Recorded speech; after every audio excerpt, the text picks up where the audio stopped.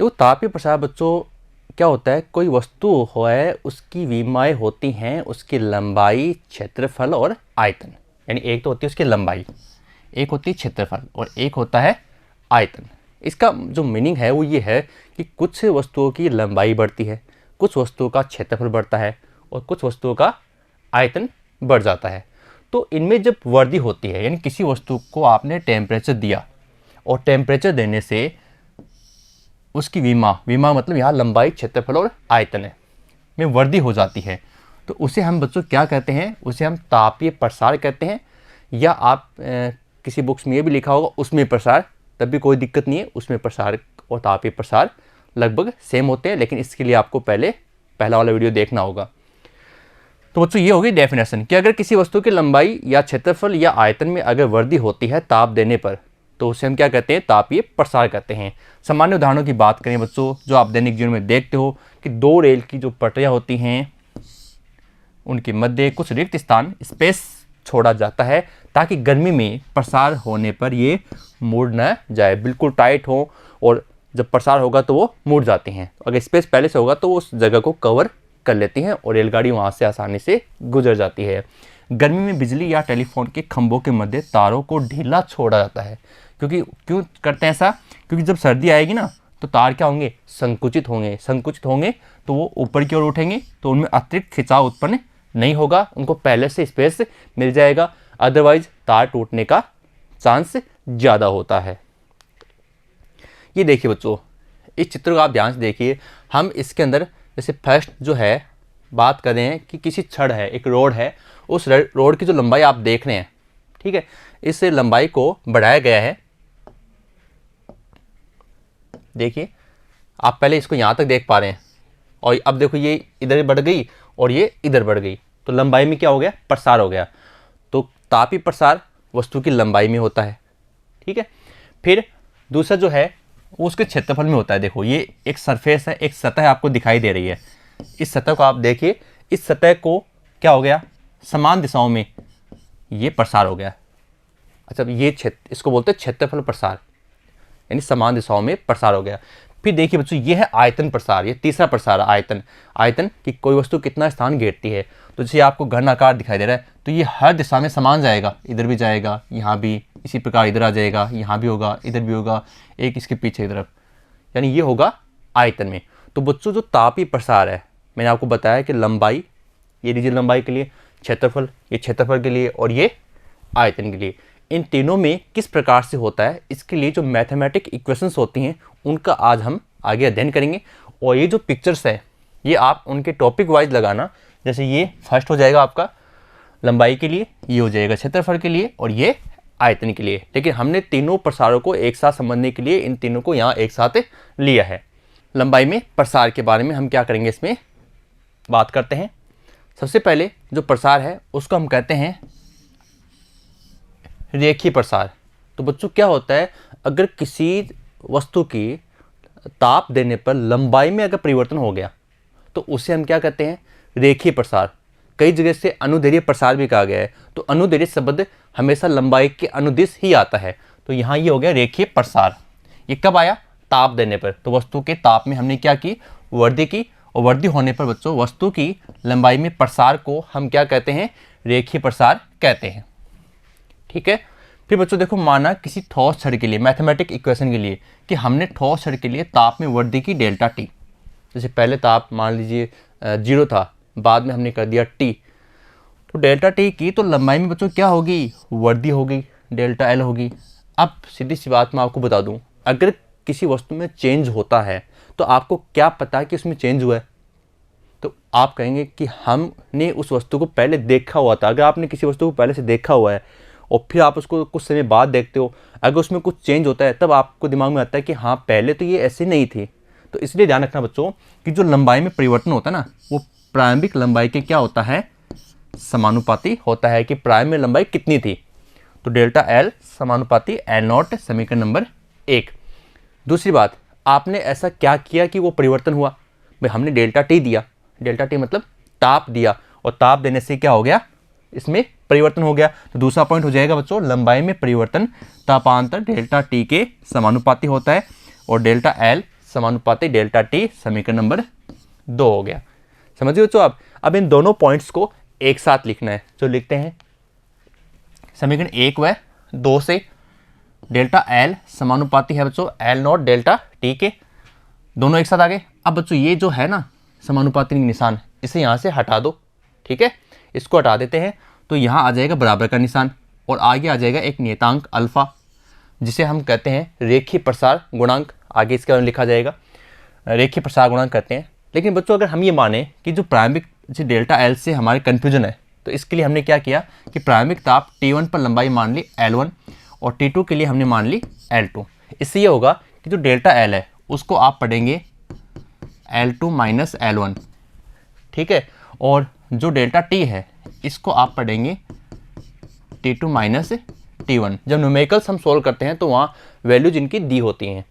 तो बच्चों देखो डेल्टा एल की जगह आ गया L2 माइनस L1 और डेल्टा टी की जगह आ गया T2 माइनस T1 और L नोट की जगह आ गया L1 प्रारंभिक मान। अब देखो ये जो L1 माइनस का बच्चों इसको हमने इधर भेज दिया और इधर भेज दिया तो ये किसका हो जाएगा, प्लस का हो जाएगा। इस L1 को इधर भेज दिया, प्लस का हो गया, आगे सेम है। अब देखो L1 इसमें भी है और इसमें भी बच्चों, तो यहाँ से L1 कॉमन ले लो, क्या बचेगा 1 plus alpha T2 minus T1, ठीक है। अब बच्चों जैसे ये समीकरण आए थे यहाँ पर ये, ठीक है, इसको हम डालते हैं समीकरण नंबर 3। अब इस समीकरण 3 को अपन आगे लेकर जाते हैं। ये आ गया अल्फा बराबर डेल्टा एल, भाई वहाँ पर क्या था डेल्टा एल बराबर alpha L not delta T. मैंने कहा कि अल्फा क्या होता है, रेखीय प्रसार गुणांक होता है। तो यहाँ से अल्फा मान निकाल लीजिए, ये आ जाएगा बट्टा में, ये लीजिए, ये किसके लिए आ गया, रेखीय प्रसार गुणांक का सूत्र आ गया। अब बच्चों इसमें डेल्टा एल हमने माना है L2 minus L1, delta T को हमने माना T2 माइनस T1। तो आप इस सूत्र को इस प्रकार से भी लिख सकते हैं, ठीक है। अब हम यहाँ परिभाषा निकालते हैं रेखीय प्रसार गुणांक किसे कहते हैं। तो बच्चों यहाँ L नोट प्रारंभिक मान ले लीजिए आप 1 मीटर, ठीक है। तापांतर मान लीजिए कि आपने 1 डिग्री सेंटीग्रेड ताप बढ़ाया, तो क्या बचेगा, यहाँ मैंने 1 रख दिया, यहाँ मैंने 1 रख दिया, तो बच्चों ये बचेगा अल्फा बराबर डेल्टा एल बचेगा, अल्फा बराबर डेल्टा एल बचेगा।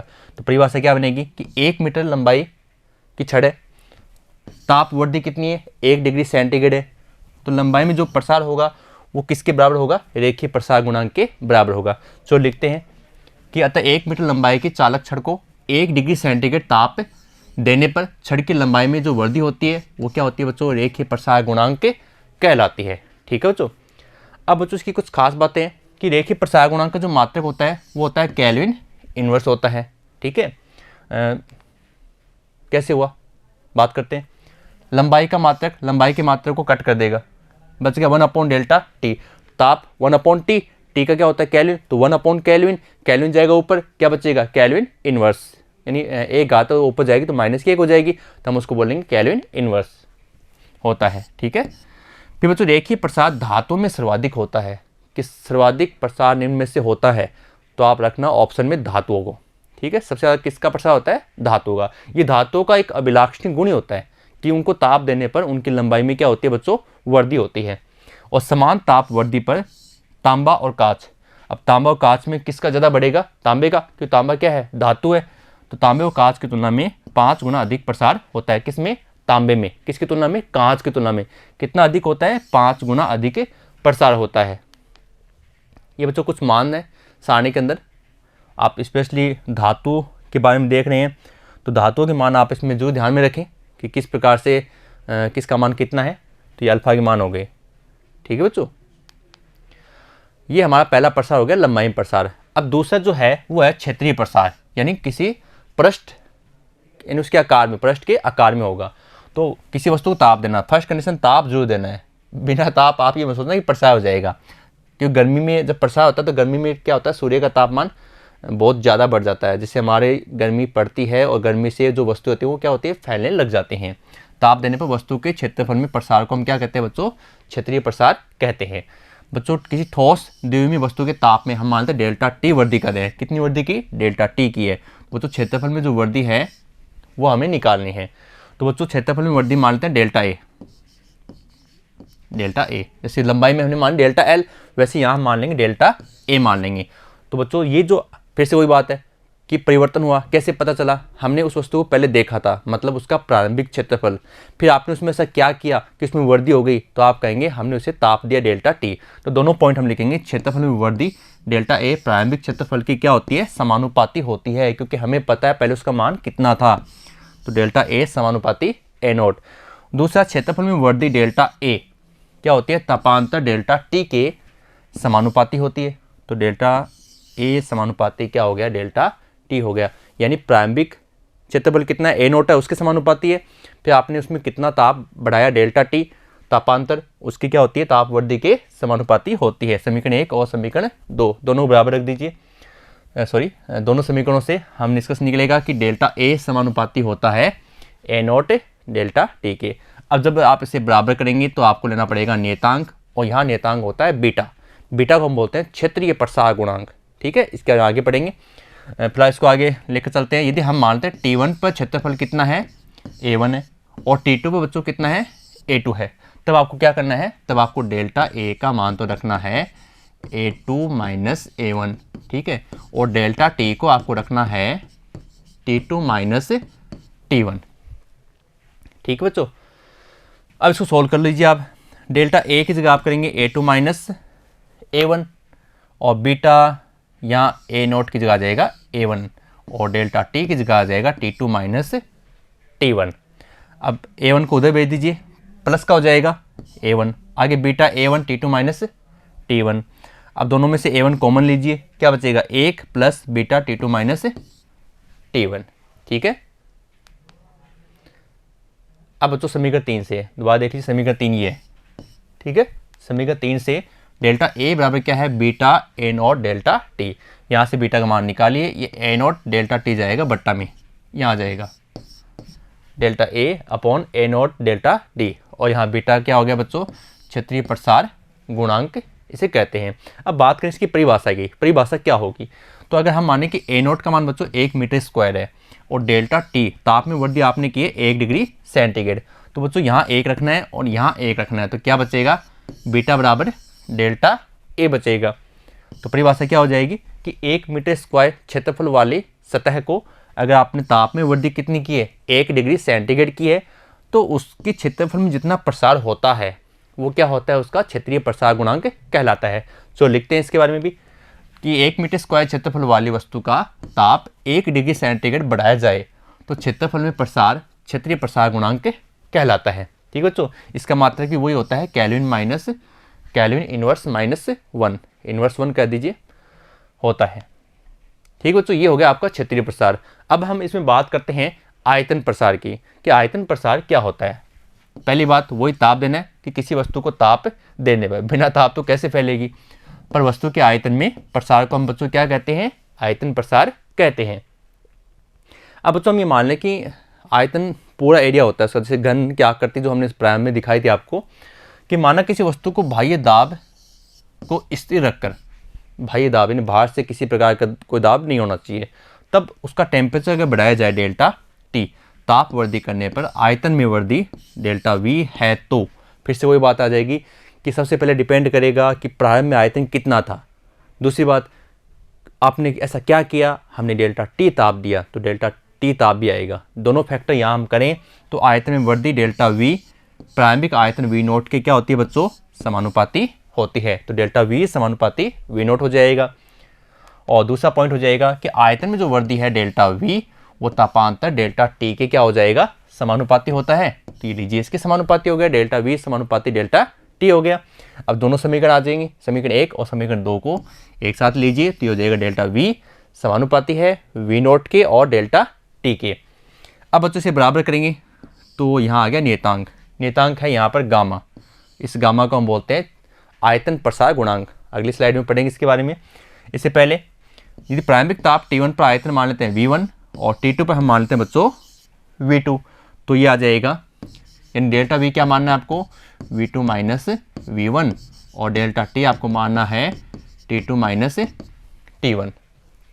ठीक है, तो ये T1 है। ओके, तो देखो डेल्टा V की जगह हमने कर दिया V2 माइनस V1, और डेल्टा T की जगह हमने कर दिया T2 माइनस T1 कर दिया, और इस V1 को आप इधर ले जाइए, ये लीजिए V1 हो गया। अब बच्चों V1 क्या आ जाएगा, कॉमन आ जाएगा, तो कॉमन आते ही ये 1 plus gamma T2 minus T1 ये इक्वेशन बन जाएगी। ठीक है, फिर समीकरण 3 से दोबारा देखिए समीकरण 3, ये समीकरण 3 यहाँ है, यहाँ से हम निकालेंगे किसका मान, गामा का मान निकालना है। डेल्टा V बराबर gamma V not delta T है, तो गामा का मान आ जाएगा डेल्टा V, ये आ गया बट्टा में V नॉट डेल्टा T हो जाएगा। गामा क्या है, आयतन प्रसार गुणांक है। अब बच्चों फिर से परिभाषा बनाए, आयतन प्रसार गुणांक किसे कहते हैं। तो देखो V नॉट 1 मीटर क्यूब, यानी आयतन कितना होना चाहिए 1 घन मीटर, और ताप कितना होना चाहिए, तापवर्धी 1 डिग्री सेंटीग्रेड। तो जितना आयतन में प्रसार होगा वही क्या होगा, वो उसका गामा होगा, आयतन प्रसार गुणांक होगा। लिखते हैं, यदि 1 मीटर क्यूब आयतन वाली वस्तु को 1 डिग्री सेंटीग्रेड का ताप दिया जाए तो आयतन में प्रसार आयतन प्रसार गुणांक कहलाता है। बच्चों इसका मात्रक भी क्या होता है, केल्विन इनवर्स होता है, किसका, आयतन प्रसार गुणांक का। तीनों के मात्रक सेम ही है, कोई दिक्कत नहीं है, केल्विन इनवर्स 1 आपको याद रह जाएगा।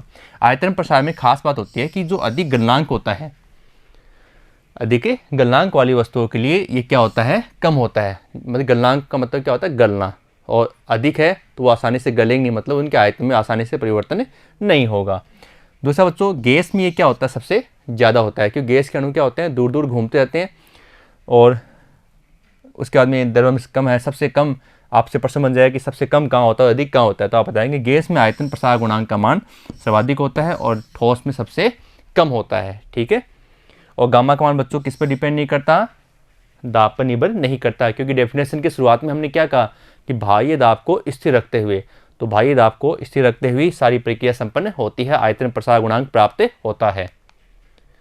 बच्चों अधिकांश पदार्थों के लिए गामा का जो मान होता है ना वो धनात्मक ही होता है, लेकिन एक अपवाद के रूप में है पानी, 0 डिग्री सेंटीग्रेड से 4 डिग्री सेंटीग्रेड। इसके बारे में हम अगली स्लाइड में पढ़ेंगे कि पानी का जो असंगत प्रसार है वो क्या होता है, के मध्य जो गामा का मान क्या होता है, ऋणात्मक होता है, अर्थात इस ताप प्रास में पानी के माप में वृद्धि करने पर आयतन में क्या होती है, कमी होती है। इसे हम कहते हैं जल का असंगत प्रसार, जो आगे पढ़ेंगे। फिलहाल आप ये जान लीजिए कि जो गामा का मान है वो सबके लिए क्या होता है, पॉजिटिव होता है, लेकिन केवल पानी के लिए नेगेटिव प्राप्त होता है, वो भी इस रेंज के अंदर 0 डिग्री सेंटीग्रेड से 4 डिग्री सेंटीग्रेड के मध्य। ये लीजिए, हम अभी बात कर रहे थे कि जल का असंगत प्रसार क्या होता है। बच्चों जल का जो असंगत प्रसार होता है पानी के लिए खास बात होती है कि 0 डिग्री सेंटीग्रेड से 4 डिग्री सेंटीग्रेड तक गर्म करने पर ये के मध्य जो पानी है ना उसमें क्या होता है बच्चों, उसके आयतन में क्या होती है, कमी होती है। कि 4 डिग्री सेंटीग्रेड तक आयतन में कमी होती है, जितना कम होना होता है उतना वो क्या होता है, कम हो जाता है। ठीक है, तो 4 डिग्री सेंटीग्रेड ध्यान रखना, पानी का आयतन क्या हो गया बच्चों, न्यूनतम हो गया, और जब आयतन न्यूनतम हो गया तो सूत्र होता है रो बराबर m/v। तो रो रिवर्स है 1/v की, क्या आयतन कम हो जाएगा तो क्या बढ़ेगा, घनत्व बढ़ेगा। ठीक है, तो 4 डिग्री सेंटीग्रेड पर आयतन न्यूनतम और घनत्व अधिकतम होता है, किसके लिए, पानी के लिए। अब बच्चों पानी के इस असंगत प्रसार से झील या नदी पानी के शीर्ष सतह पर जलीय जीवन के पोषण में महत्ता है। भाई चलो हमने इसको अपवाद तो कहा है कि पानी जो है वो अलग प्रकार की प्रक्रिया रखता है, 4 डिग्री सेंटीग्रेड तक पहले सिकुड़ता है। ठीक है, और वहाँ उसका आयतन कम हो जाता है, घनत्व अधिकतम हो जाता है। लेकिन इसका फ़ायदा क्या है, इसका फ़ायदा जो झील या नदी होते हैं और उसके अंदर जो जलीय जीव पौधे हैं, जीव या पौधे हैं, उनको इसका फ़ायदा मिलता है। कैसे मिलता है, चलो उसकी बात करते हैं। क्या होता है बच्चों, सर्दी के दिनों में जो पानी है ना वो 4 डिग्री सेंटीग्रेड से नीचे ठंडा होता है। ठीक है, और तब पानी का आयतन बढ़ता है। भाई जैसे मैंने आपको बताया कि -4 डिग्री सेंटीग्रेड तक तो उसका आयतन क्या होता है, कम होता है। उसके बाद में आप लगातार ताप देते जा रहे हो तो क्या होगा, आयतन बढ़ना शुरू हो जाएगा और घनत्व क्या हो जाएगा, घट जाएगा। तो झील में कम सघन पानी, जब ये प्रक्रिया अगर ऐसे होती है ना तो क्या होता है बच्चों, कम सघन पानी, सघन मतलब जहाँ अणु ज़्यादा होते हैं, और जहाँ अणु ज़्यादा नहीं है, कम सघन पानी सतह की ओर तथा अधिक सघन पानी क्या होता है, 4 डिग्री सेंटीग्रेड ताप पर नीचे की ओर क्या करता है, गति करता है। ठीक है, यानी आपको लगता है कि जहाँ पानी की गहराई ज़्यादा है उसको तो आप बोलेंगे अधिक सघन, और जहाँ गहराई कम है उसे हम बोलेंगे कम सघन। तो अधिक सघन पानी नीचे की ओर गतिशील करता है, तो जहाँ गहराई की मात्रा होती है वहाँ आप बोलेंगे अधिक सघन पानी। तो वो क्या करता है, 4 डिग्री सेंटीग्रेड पर नीचे की ओर गति करता है, गहराई नीचे की ओर बढ़ती है। अतः गहराई का मतलब पानी से है, अतः सतह का पानी 0 डिग्री सेंटीग्रेड होने से पहले जम जाता है। ठीक है, और नीचे का पानी नहीं जम पाता है। यानी सीधी सी बात है कि ऊपर की जो परत है ना वहाँ क्या हो गया भाई, वहाँ जैसे आपने 4 डिग्री सेंटीग्रेड सबसे पहले वहीं पहुँचेगा ऊपर की ओर, जैसे उससे ज़्यादा नीचे ठंडा होगा क्योंकि उससे ज़्यादा टेम्परेचर उसको मिल नहीं पाएगा, तो सबसे पहले ऊपर की परत जम जाएगी और नीचे का जो टेम्परेचर था वो नियत रह जाएगा, क्योंकि ऊपर वाली परत 4 डिग्री सेंटीग्रेड से पहले ही प्राप्त कर लेगी।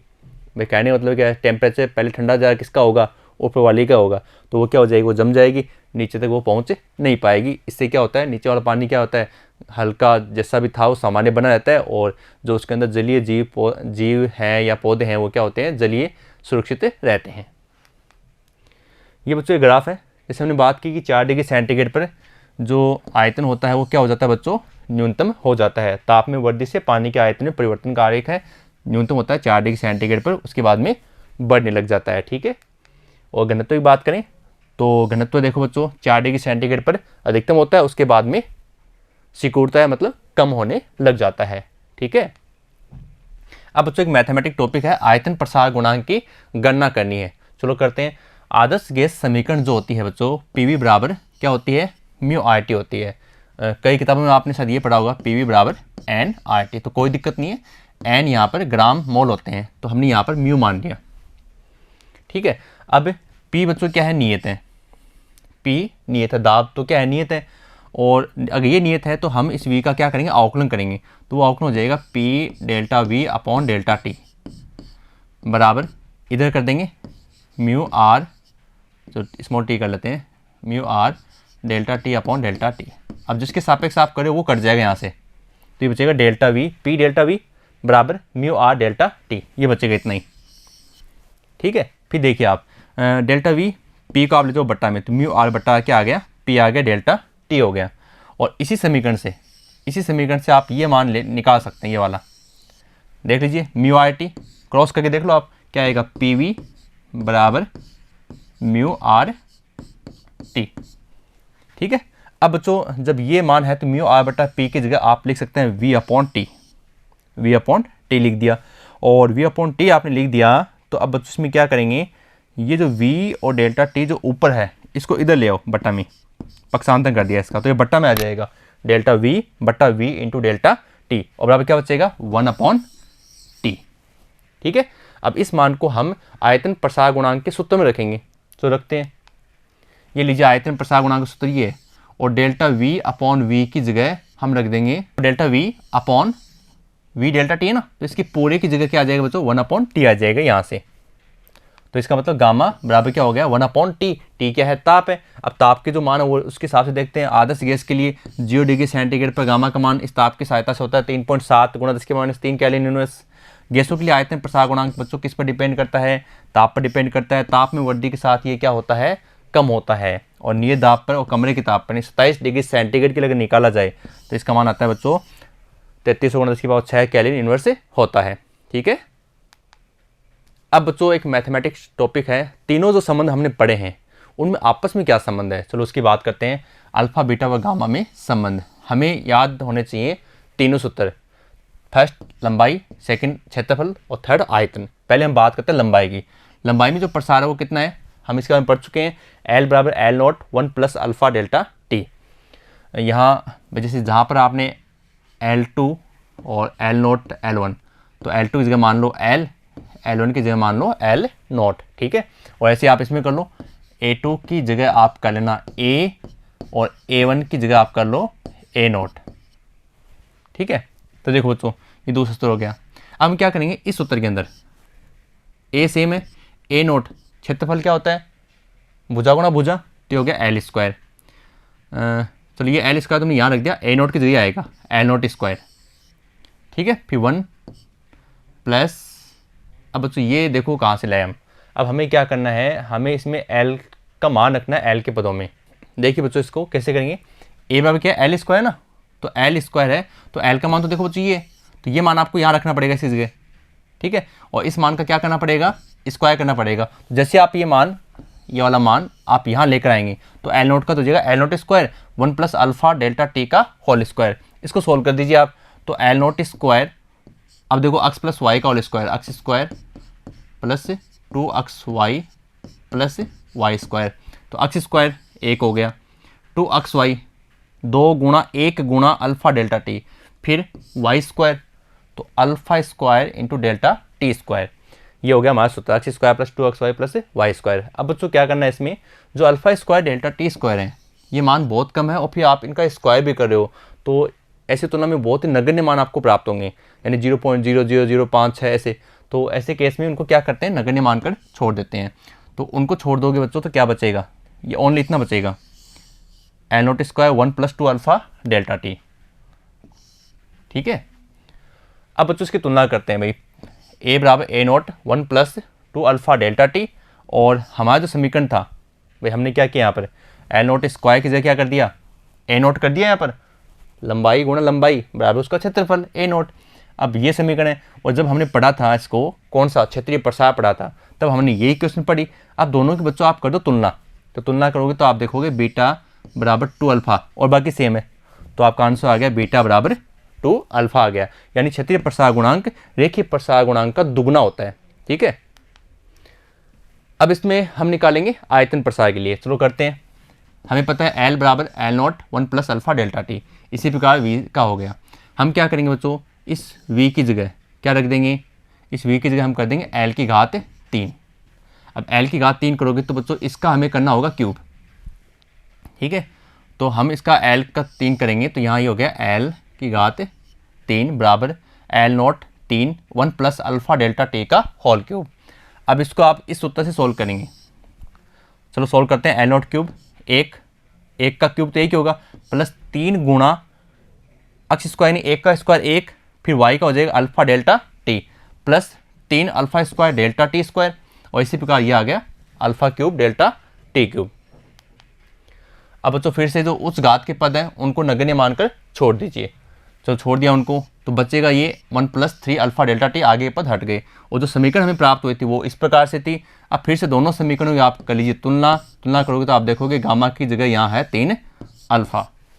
ठीक है, अब ये गामा बराबर क्या है बच्चों, 3 अल्फा है, तो अल्फा अनुपात बीटा अनुपात गामा, अल्फा को 1 मान लीजिए, बीटा आ गया 2 अल्फा, ये आ गया 3 अल्फा, अल्फा से अल्फा कैंसिल, अनुपात आ गया 1 अनुपात 2 अनुपात और 3, 1 to 3 की रेशियो में ये मान हमें प्राप्त होता है, यानी तीनों प्रसार 1 to 3 के अनुपात में होते हैं। बच्चों एक छोटा सा टॉपिक और है, तापीय प्रतिबल। जब हम किसी तार को बच्चों जब हम ठंडा करते हैं तो तार लंबाई में क्या करता है, सिकुड़ता है। ठंडा करेंगे तापमान क्या कर रहे हो आप, कम कर रहे हो, तो वो सिकुड़ने का प्रयास करता है, जिससे तार के पदार्थ के अणुओं के मध्य, जैसे आप उसको वो सिकुड़ेगा, बट उसके जो अणु होते हैं ना उनके मध्य क्या होता है, अंतराणिक आकर्षण बल लगता है, तो वापस वो क्या करेंगे, अपनी स्थिति में आने का प्रयास करेंगे। तो प्रत्याकर्षण बल के रूप में प्रतिक्रिया बल लगता है, जो तार आधार या सिरों पर एक तनाव बल आरोपित करता है। वो तनाव करेंगे कि भाई हमें अपनी स्थिति में वापस जाना है। ठीक है, तो रेखीय प्रसार गुणांक का सूत्र क्या होता है बच्चों, अल्फा बराबर delta L upon L delta T. अब ये आ गया आपके पिछले वाले वीडियो से आगे अनुदैर्ध्य विकृति, कि किसी लंबाई में परिवर्तन बटा प्रारंभिक लंबाई के अनुपात को हम कहते हैं अनुदैर्ध्य विकृति कहते हैं। और यहाँ से देखो डेल्टा एल बटा एल का मान निकाला जाए तो क्या आएगा, अल्फा डेल्टा टी आएगा। इसे हम क्या कहते हैं, उसमें विकृति भी कहते हैं, ध्यान रखना बच्चों, उसमें विकृति का सूत्र लिखिए तो आप बताएंगे अल्फा डेल्टा टी। अब बच्चों यहाँ से देखिए, आप आगे बढ़ते हैं। यंग प्रत्यास्थ गुणांक क्या होता है, पिछले वीडियो से आ गया फिर से, अनुदैर्ध्य प्रतिबल और अनुदैर्ध्य विकृति का अनुपात होता है यंग प्रत्यास्थता गुणांक होता है। अब यहाँ से इसको क्रॉस कर दीजिए आप, तो प्रतिबल यहाँ से हमने इनको वज्र गुणा कर दिया तो हो गया वाई गुणा अनुदैर्ध्य विकृति हो गया। अब प्रतिबल बराबर वाई, अनुदैर्ध्य विकृति का अभी हमने पीछे से लिया था सूत्र, ये रहा अल्फा डेल्टा टी, ये रख दीजिए यहाँ पर।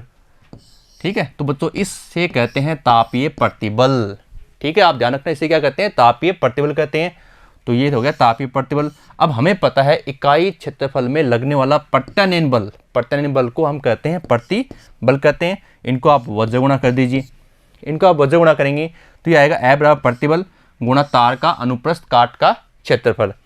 अब प्रतिबल तो हो गया बच्चों वाई गुणा अल्फा डेल्टा टी, अनुप्रस्थ को आप मान लीजिए ए, मान लीजिए अनुप्रस्थ काट क्षेत्रफल को, तो ये बच गया ए बराबर वाई ए अल्फा डेल्टा टी। ये किसका सूत्र आ गया, ये आ गया प्रतिबल आ गया, तनन प्रतिबल के लिए एफ। अब बच्चों एक किस्सा आपकी किताब में है, एग्जाम्पल है, यह दर्शाइए कि किसी ठोस की आयताकार सीट का क्षेत्रीय प्रसार गुणांक डेल्टा ए, क्षेत्रीय प्रसार गुणांक मतलब beta, delta A upon delta T, इसके रैखिक प्रसार का 2 गुना होता है। चलो सॉल्व करते हैं, बिल्कुल आसान सा क्वेश्चन है। सबसे पहले एल डैश मान लीजिए आप, L 1 plus alpha delta T, रेखीय प्रसार से सूत्र आता है ये, यानी इसमें जो प्रारंभिक लंबाई है वो एल है और बाद वाली कितनी है, एल डैश है। ऐसे आप चौड़ाई मान लीजिए, पहले बी है, बाद में कितनी है, बी डैश है। दोनों समीकरण हमने लिख दिए। फिर देखो ए डैश बराबर क्या होता है बच्चों, लंबाई गुणा चौड़ाई, आयत है ना, तो आयत के लिए लंबाई गुणा चौड़ाई हो गया, तो एल डैश और गुणा बी डैश, तो एल डैश का मान और बी डैश का मान। अब बच्चों एल और बी को एक साथ कर दो और इन दोनों का क्या हो गया बच्चों, स्क्वायर हो गया। अब इसका स्क्वायर आप सरल कर देंगे तो एल बी तो बन गया क्षेत्रफल ए, और ये आ गया 1 प्लस सूत्र फिर से x प्लस वाई का whole square, X square plus Y square plus 2xy, तो X square 2xy plus Y square. अब इनकी घातों को हम नगण्य मानकर छोड़ देंगे, तो बच्चों क्या बचेगा, ए डैश बराबर ए 1 प्लस 2 अल्फा डेल्टा टी। चलो आगे बढ़ते हैं, ये मान आ रहा है, इसमें आप ए को गुणा कर दीजिए, दोनों से आप गुणा करते ये आ गया। अब इसमें से इस ए को इधर ले आइए, तो ए डैश माइनस ए, आगे क्या बच गया, 2a अल्फा डेल्टा टी बच गया, और ये हो गया डेल्टा ए बन गया। अब डेल्टा ए हो गया तो आगे क्या है बच्चों, 2a अल्फा डेल्टा टी। अब इसमें से हम क्या करेंगे बच्चों, ए और डेल्टा टी को बट्टा में ले जाएंगे, तो ये आ जाएगा डेल्टा ए बट्टा ए डेल्टा टी बराबर क्या हो गया, 2 अल्फा हो गया। अब बच्चों ये सूत्र किस चीज़ का आ गया, ये बीटा का आ गया, और बीटा बराबर क्या आ गया, 2 अल्फा आ गया। और ये हमने टॉपिक में भी सोल्व किया है और ये हमने एग्जाम्पल भी आपका सोल्व कर दिया है कि क्षेत्रीय प्रसार गुणांक है वो रेखीय प्रसार गुणांक का दुगुना होता है। बच्चों किताब का एक क्वेश्चन है, ये उदाहरण नहीं है, किताब का एक क्वेश्चन आपके क्वेश्चन नंबर 2 है। तो कोई लोहार है किसी बैलगाड़ी के लकड़ी के पहिए की नेमी पर लोहे की रिंग जड़ता है, ठीक है, उसको गर्म करना पड़ता है। तो 27 डिग्री सेंटीग्रेड पर नेमी तथा लोहे की रिंग के व्यास आपको दे रखे हैं 5.243 5.231 मीटर, ठीक है। लोहे की रिंग को किस ताप तक तप्त किया जाए, गर्म किया जाए कि वह पहिए की नेमी पर ठीक बैठ जाए, ठीक है। लोहे की रिंग को फिट बिठाना है किस पर, नेमी पर, तो एक मान तो ये लेना है और दूसरा मान आपको ये लेना है, ठीक है। और अल्फा मान आपको सवाल में दिया हुआ है। तो सॉल्व करते हैं। T1 का मान 27 डिग्री सेंटीग्रेड 27 प्लस 273 बराबर 300 केल्विन। पिछले वीडियो को आप जरूर देखना क्योंकि वहाँ हमने तापक्रमों को आपस में चेंज करना सीखा है। तो R1 का मान आपको दिया हुआ सवाल में, क्योंकि जो थे है यहाँ पर ये व्यास है और व्यास त्रिज्या का दुगना होता है, तो हम व्यास को आधा कर देंगे, R1 का मान भी आ जाएगा और R2 का भी आ जाएगा। अल्फा का मान हमें दिया हुआ है। अब ये माने कि वो जो नेमी का जो पहिया है वो वर्ताकार होता है ना, तो प्रसार से पूर्व हम मान लेते हैं उसको 2 पाई R1, फिर उसको गर्म करेंगे तो क्या हो जाएगा, 2 पाई R2 हो जाएगा। और सूत्र हमारा ये बच्चों, तो हम एल डैश की जगह करेंगे गर्म करने के बाद का 2 पाई R2 और गर्म करने पर 2 पाई R1, ये हो गया 1 plus alpha T2 minus T1 हो गया। अब 2 पाई से 2 पाई तो कट जाएगा, R2 और R1 आ जाएंगे। अब मान रख दीजिए, R2 का मान रख दिया, R1 का मान रख दिया, 1 प्लस अल्फा का मान T2 ज्ञात करना है, T1 आपको दिया हुआ कमरे के ताप पर, ठीक है। अब बच्चों देखो 2 से 2 तो चलो कट जाएगा, इसको पहले 1 से गुणा कर दीजिए, फिर आप इसको अगले वाली स्टेप से गुणा कर दीजिए, ठीक है। अब जैसे आपने इसको यहाँ गुणा किया ना 1 से, तो ये इधर आ जाएगी, फिर 5.231 को आपने 1 से गुणा किया ना, फिर उसको पक्षांतर कर दीजिए, प्लस का आएगा इधर, फिर इसको आप इधर ला सकते हो, माइनस का हो जाएगा और आगे बचेगा ये। तो अब बच्चों यहाँ से हमें T2 का मान निकालना है, तो T2 माइनस 300 और इन दोनों को हमने घटा दिया, तो बच्चों ये बच गया 0.012 बट्टा 5.231 गुणा 1.2 गुणा इसके माइनस से 5 हो गया। फिर बच्चों इसको सॉल्व करेंगे तो आ गया 191.08। अब T2 बराबर बच्चों 300 उधर ले जाओ, प्लस का हो जाएगा, प्लस का होती है मान हो गया 491.08 केल्विन हो गया। जब इसको डिग्री सेंटीग्रेड में आप बदलोगे तो इसके लिए मैं आपको फिर बता रहा हूँ, पिछला वीडियो जरूर देखिए क्योंकि वहाँ हमने तापक्रमों को चेंज करना सीखा है। तो T2 मान आ गया 217.92 डिग्री सेंटीग्रेड, लगभग हम इससे बोल सकते हैं T2 बराबर 218 डिग्री सेंटीग्रेड। तो बच्चों इस वीडियो में आज हमने पदार्थों का तापीय प्रसार अच्छे से जाना है, जिसमें हम रेखीय प्रसार, क्षेत्रीय प्रसार और आयतन प्रसार के बारे में जानकारी हासिल की है। अब हम ये पढ़ेंगे कि ऐसी कौन सी इसमें ऊष्मा होती है जिस प्रकार से ये क्या होते हैं, प्रसार होते रहते हैं। तो बच्चों मिलते हैं नेक्स्ट वीडियो में, धन्यवाद।